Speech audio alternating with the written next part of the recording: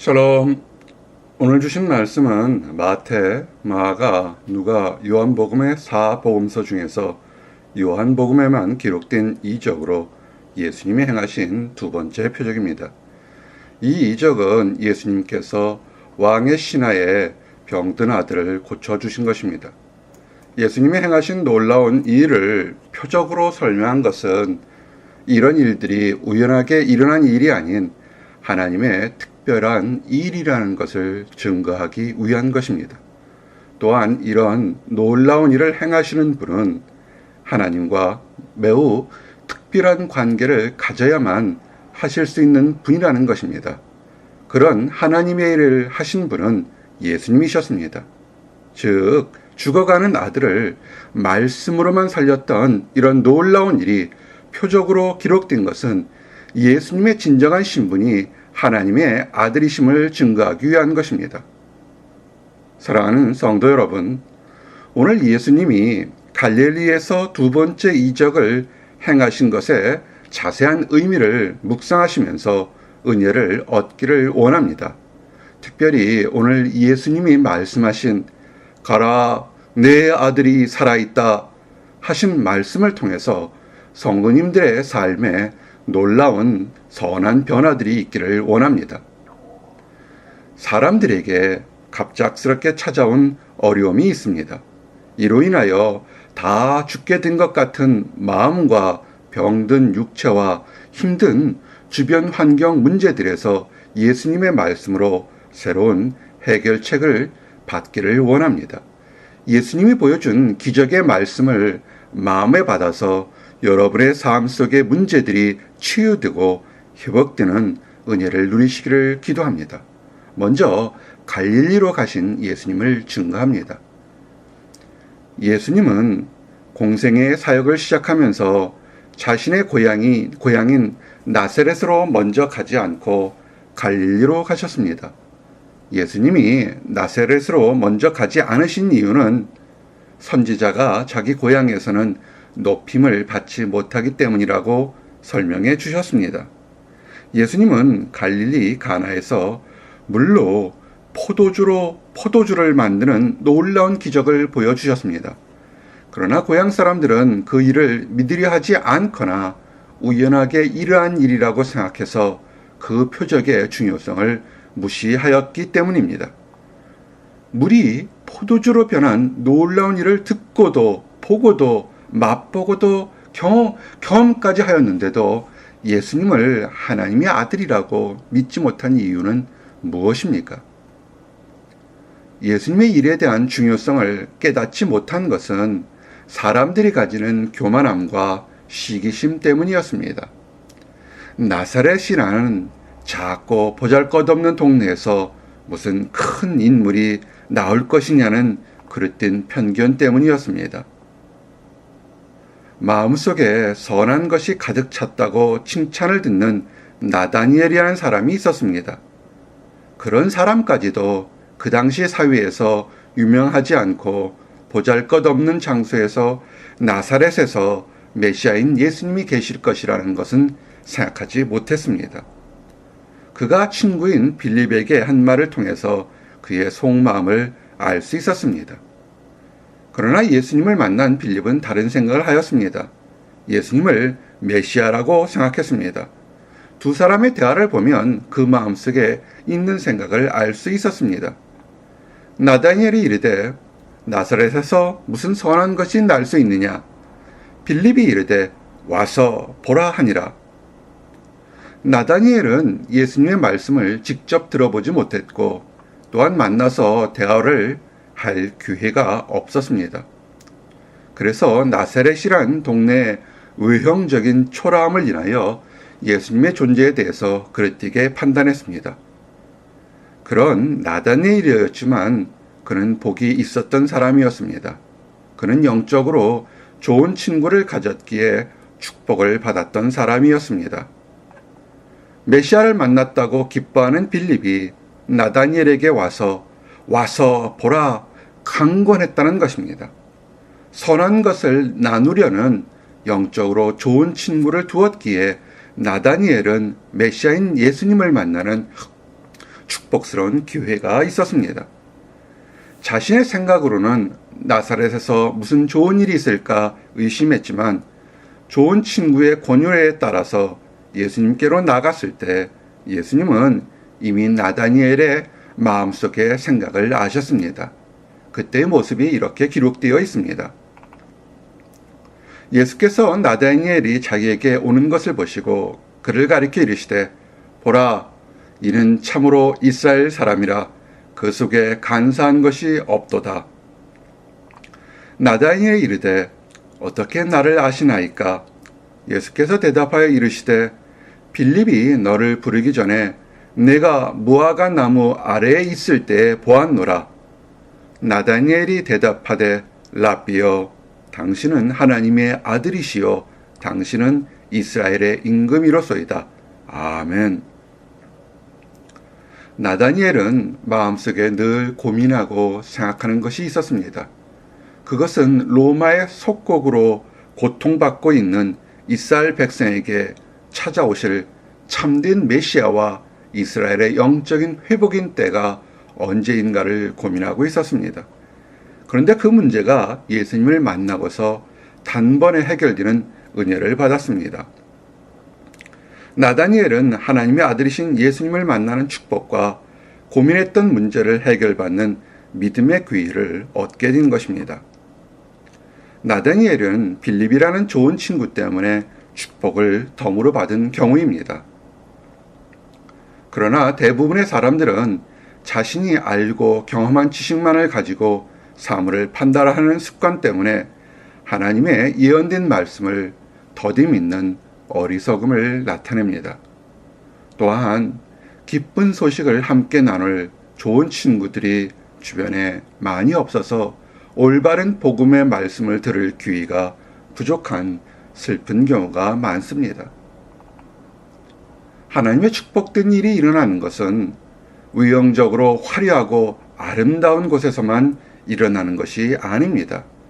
밝은 곳에서도 하나님의 은혜를 누릴 수 있고 사망의 음침한 골짜기 같은 힘든 날에서도 하나님의 은혜를 받을 수 있는 것입니다.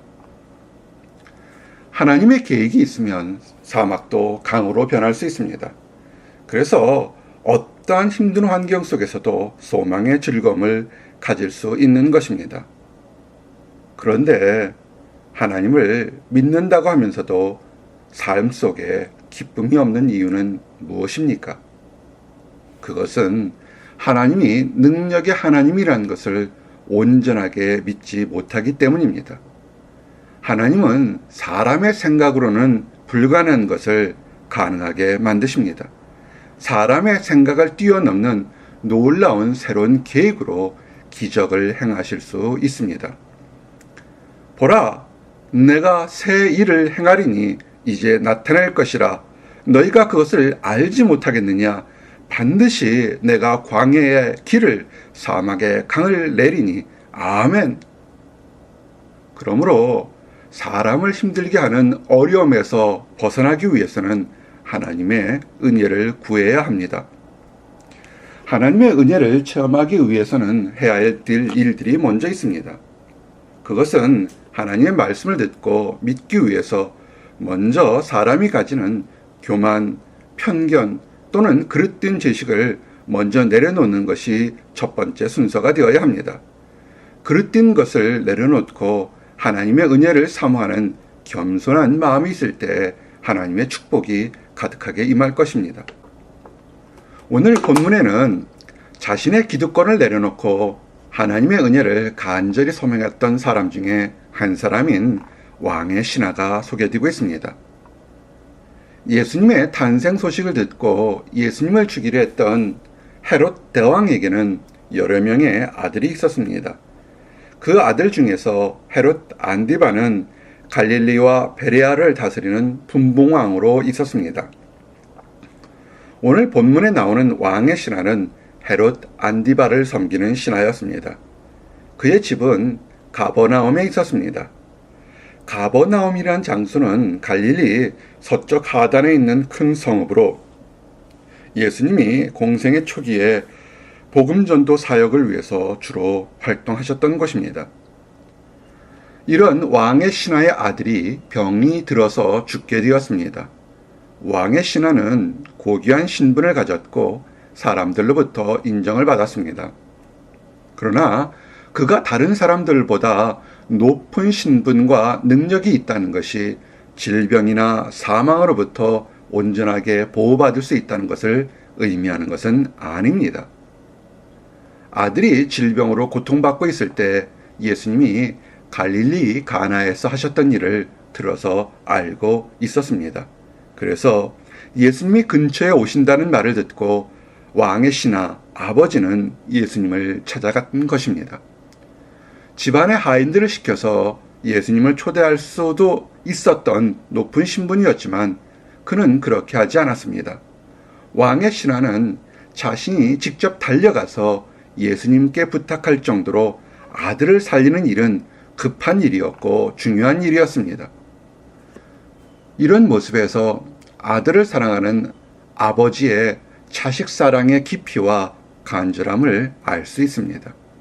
이런 왕의 신하의 마음은 하나님의 아들인 예수님 앞에서 도움을 요청하는 겸손한 마음과 간절한 마음을 나타낸 것입니다. 그의 겸손한 마음과 간절한 마음은 후에 놀라운 일을 경험하게 만드는 시작이 되었습니다. 예수님의 책망과 깨달음을 얻은 왕의 신하에 대해서 증거하기를 원합니다. 예수님은 눈으로 보아야만 하나님의 말씀을 믿으려는 사람들의 어리석음과 교만함을 책망하였습니다. 기적을 보고 감탄을 할지언정 기적을 행하시는 예수님의 말을 믿지 않으려는 사람들의 믿음 없음을 책망하셨습니다. 예수님은 예수께서 이르시되 너희는 표적과 기사를 보지 못하면 도무지 믿지 아니하리라. 아멘. 이렇게 책망하셨습니다. 죽어가는 아들을 살려달라고 먼 길을 달려온 왕의 신하는 예수님의 이런 말씀에 서운함을 느꼈을지도 모릅니다. 그러나 죽어가는 아들을 살리려는 왕의 신하는 그런 책망도 달게 받았습니다. 그러면서 그는 외형적인 것만을 바라보고 믿으려는 그의 믿음이 부족한 것을 깨달았습니다. 왕의 신하의 믿음에 부족한 부분이 무엇이었을까요? 왕의 신하는 예수님이 병든 사람을 고쳐주실 것을 믿었습니다. 그래서 자신의 아들도 예수님이 고쳐주실 것을 믿었습니다. 그러나 그가 생각한 것은 예수님께서 직접 아들을 보고서 치료해 주실 때 나을 것이라고 생각했습니다. 마치 의사가 아픈 환자를 진찰한 다음 치료하는 것처럼 예수님도 아들을 보고서 치료해 주실 것이라고 생각했습니다. 그러기에 예수님께 간청했습니다. 신하가 이르되 주여 내 아이가 죽기 전에 내려오소서. 그렇지만 예수님은 말씀만으로도 치료할 수가 있고 또한 거리가 떨어져 있어도 치료할 수 있는 하나님의 아들이라는 사실에 대해서는 믿음이 없었던 것입니다. 예수님은 이 부분을 지적하신 것입니다. 이런 지적을 받은 왕의 신하는 외형적인 어려움을 해결하는 과정에서 믿음이 없음을 발견하였고 그 잘못을 인정하였습니다. 아들을 살려달라고 왔던 왕의 신하는 예수님을 만나고 나서는 자신의 부족한 믿음이 새로운 믿음으로 변하는 영적 치유도 받게 된 것입니다. 그래서 이후에 예수님의 말씀을 믿고 나갈 때 그가 기대하지 않았던 놀라운 병고침의 이적을 경험하게 된 것입니다. 갈릴리 가나에서 가버나움까지는 약 34km 정도 떨어진 거리입니다. 이런 먼 길을 왕의 신하는 예수님의 말씀인 가라 네 아들이 살아있다 이 말씀을 진실로 믿고 집으로 돌아갔습니다. 물을 포도주로 변화시키신 예수님이 죽어가는 아들이라도 살았다고 말씀하시면 살 것이라 믿고 나간 것입니다. 왕의 신하의 눈에는 아무것도 특별한 것이 보인 적이 없습니다. 이 말씀을 들을 때 하늘에서 천둥 번개도 치지 않았습니다. 병이 나을 것이란 말씀을 듣고 기쁠 때 비둘기가 성령처럼 내리는 환상도 보지 못했습니다. 그러나 왕의 신하는 예수님의 말씀을 참이라고 믿었습니다. 그 말씀을 기쁨으로 받고 집으로 왔던 길을 돌아갔습니다. 그 돌아가는 시간을 7시라고 기록되어 있습니다. 이것은 로마 시간이었다면 오후 7시가 되었을 것입니다. 즉 왕의 신하는 예수님의 말씀을 듣고 믿으며 밤새도록 자기 아들이 있는 가버나움으로 돌아간 것입니다. 어둡고 힘든 길이지만 예수님이 말씀하신 내 아들이 살았다라는 소망을 가지고 돌아갔습니다. 아들을 사랑하는 아버지의 마음과 물을 포도주로 변화시킨 예수님의 능력의 말씀을 가지고 그 밤길을 한 걸음에 달려간 것입니다. 피곤한 줄도 모르고 집으로 달려갔습니다. 소망이 있었기에 현실의 어려움을 이겨낼 수 있었던 것입니다. 그는 새벽쯤이 되어서야 집으로 돌아갈 수 있었을 것입니다. 그런데 그 가는 길에 자기의 하인들을 만나서 아들이 살았다는 기쁜 소식을 들었습니다. 자기 아들이 살아난 시각이 정확하게 예수님 말씀하신 그 시각이었던 것을 알게 되었습니다. 할렐루야! 예수님의 말씀을 믿고서 마음에 들고 나갈 때 아들의 병고침이 일어났던 것입니다.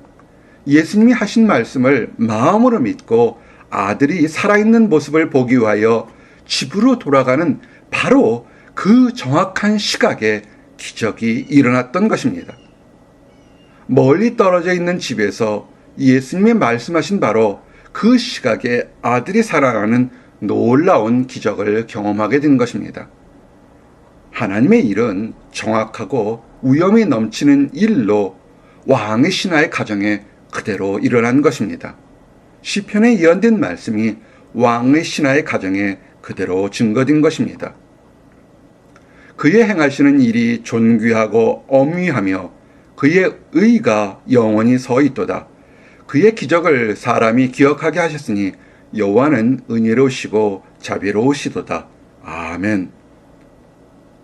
왕의 신하는 병들어 다 죽게 된 아들을 말씀으로만 고친 표적이 하늘로부터 온 것이라는 것을 믿게 되었습니다. 이런 기쁜 소식을 모든 사람들에게 알렸습니다.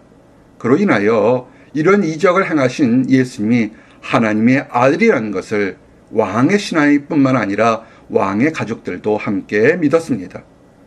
왕의 신하와 가족은 예수님이 하나님의 아들이라는 것을 믿었습니다. 그 믿음은 육신의 구원뿐만 아니라 영적으로도 구원을 얻을 수 있는 축복을 얻게 된 것입니다. 예수님의 말씀은 육신의 질병뿐만 아니라 믿음을 회복시키는 영적 치유가 있다는 것을 증거한 것입니다. 병든 아들과 그 가족들을 예수님이 하셨던 말씀을 직접적으로 듣지는 못했습니다. 그러나 오직 아들을 살리겠다고 달려온 왕의 신하에 순종하는 믿음이 그 아들과 가족들을 구원받도록 인도한 것입니다. 한 사람의 믿음의 순종과 그 아름다운 소식을 전하였을 때 이런 아름다운 구원의 역사가 왕의 신하의 가정에 일어난 것입니다. 주 예수를 믿으라. 그리하면 너와 내 집이 구원을 받으리라. 아멘. 사랑하는 성도 여러분, 오늘 이와 같은 축복이 여러분 모두에게 있기를 원합니다.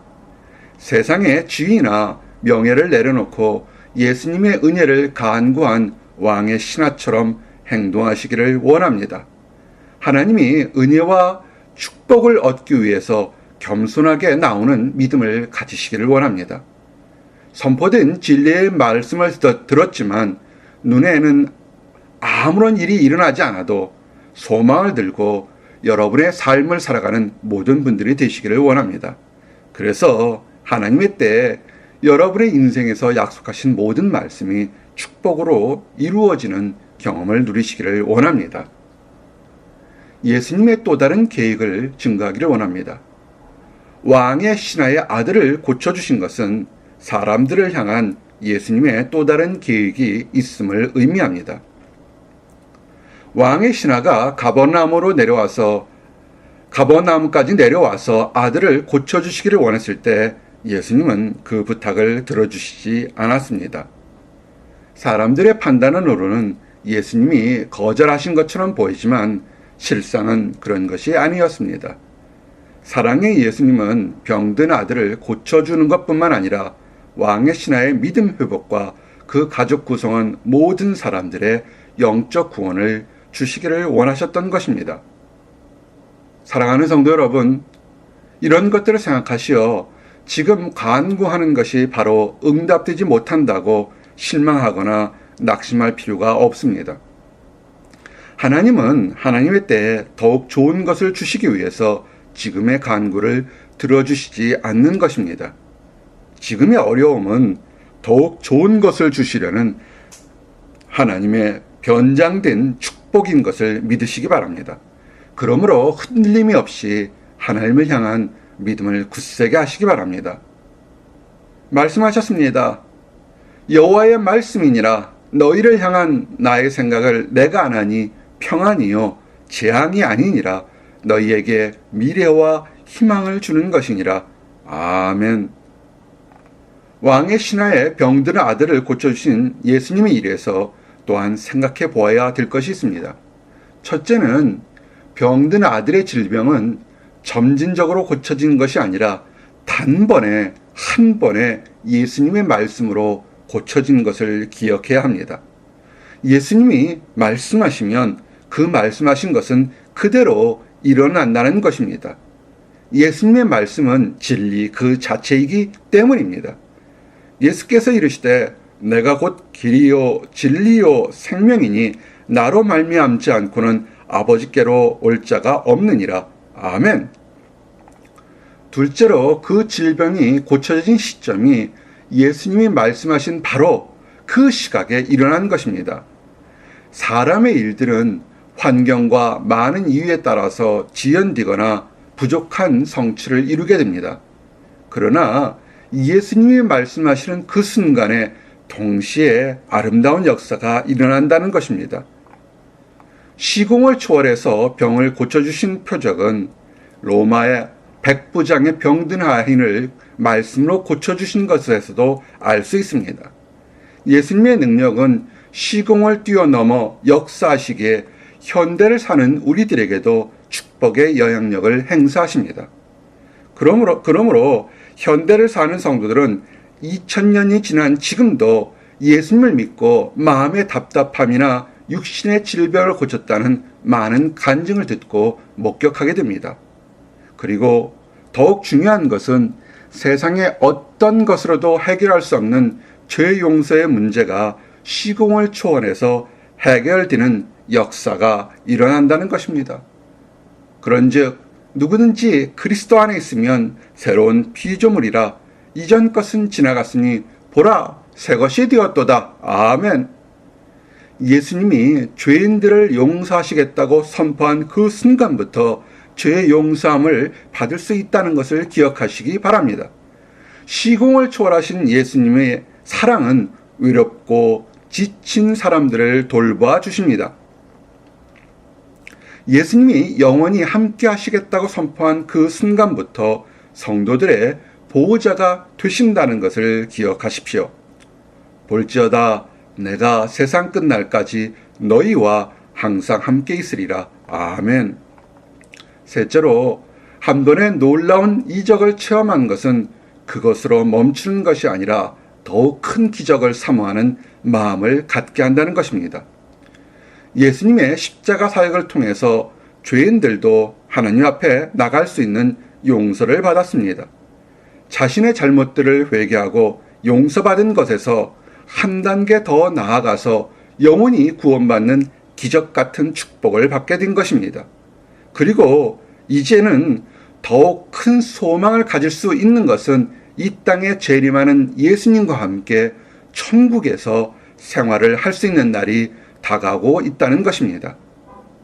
사랑하는 성도 여러분, 가정에 문제가 있어서 예수님을 겸손하게 찾아온 왕의 신하처럼 여러분들의 모든 문제를 해결해 주시는 예수님 앞으로 나오시길 바랍니다.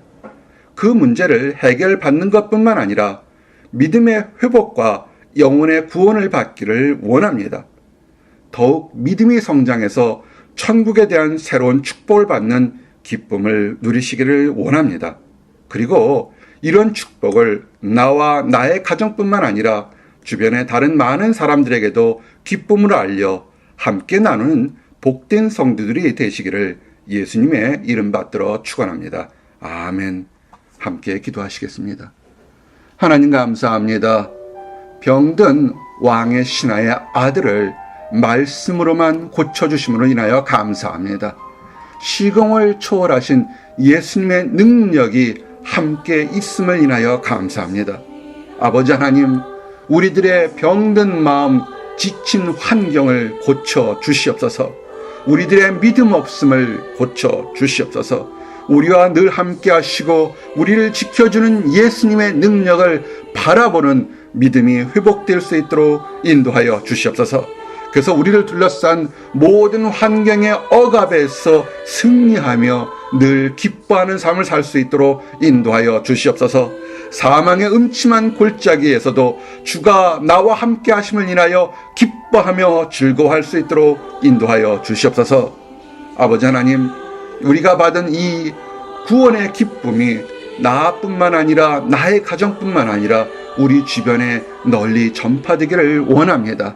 하나님을 알지 못하는 사람에게 안다고 하면서도 낙심과 절망에 있는 모든 사람들에게 이 기쁜 소식이 전해질 수 있도록 인도하여 주시옵소서. 먼저 예수님을 만나서 예수님이 메시아라는 것을 깨달은 우리를 사용하여 이 기쁜 소식을 전할 수 있도록 인도하여 주시옵소서. 그래서 아버지, 기쁨 소식을 들고 집으로 돌아갔던 왕의 신하처럼 그뿐만 아니라 그의 가족이, 이웃이 다 구원받는 놀라운 역사가 일어날 수 있도록 허락하여 주시옵소서. 감사드립니다. 예수 그리스도 이름 받들어 기도드렸습니다. 아멘.